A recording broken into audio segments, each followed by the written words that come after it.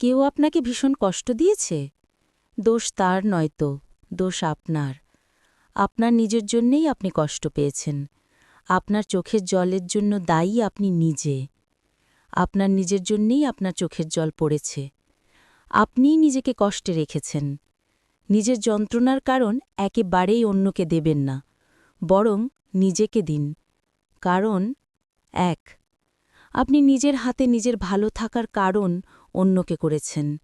নিজেকে ভালো রাখার চাবিকাঠি অন্যের হাতে দিয়েছেন, নিজের কাছে রাখেননি। ২. এমন কারোকে এত গুরুত্ব দিয়েছেন যে আপনার গুরুত্ব পাওয়ার যোগ্য নয়, তাই সে আপনাকে গুরুত্বহীন করতে পেরেছে। ৩. আপনি এমন কারোর প্রতি নিজের অনুভূতি দেখিয়েছেন যার আপনার অনুভূতি বোঝার ক্ষমতাই নেই, আর তার কাছেই আপনি নিজের অনুভূতির দাম পাননি বলে কষ্ট পাচ্ছেন। ৪. আপনি কার কথাই কষ্ট পেয়েছেন, যার কি কথা বলতে হয় সেই শিক্ষাটুকু নেই তার কথায়? এখানে দোষ কার? সবসময় আপনার। আপনি কার কাছে নিজের দাম চেয়েছেন? যে সারা জীবন ধরে চেষ্টা করেও আপনার দাম দিতে পারবে না তার কাছে? এখানেও দোষ আপনার। আপনি কাকে বিশ্বাস করে ঠকে গিয়েছেন? এমন একজনকে যাকে বিশ্বাস করাটাই পাপ, কারণ তার মতো চরিত্রহীন কেউ হতেই পারে না। আর তারপরেও দুশ্চরিত্রের কাছে ঠকেছেন বলে আপনি কাঁদছেন? চরিত্রহীনের কাছে তো ঠকবেনই, এটাই তো স্বাভাবিক।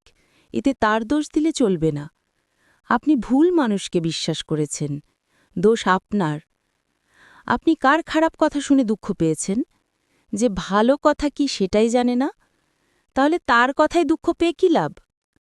আমরা নিজেরাই নিজেদের দুঃখের বা যন্ত্রণার কারণ। আমরা সব জেনে শুনে এমন মানুষের জন্য কষ্ট পাই যাদের দিকে ফিরে তাকানো পর্যন্ত উচিত না। কষ্ট তো দূরের কথা, তারা ঘৃণারও যোগ্য নয়। তাই এমন কারোর হাতে নিজের ভালো থাকার চাবি তুলে দিয়েছেন, তাই কষ্ট পেতেই হবে। দোষ কখনোই তার নয়, দোষ একান্ত আপনার।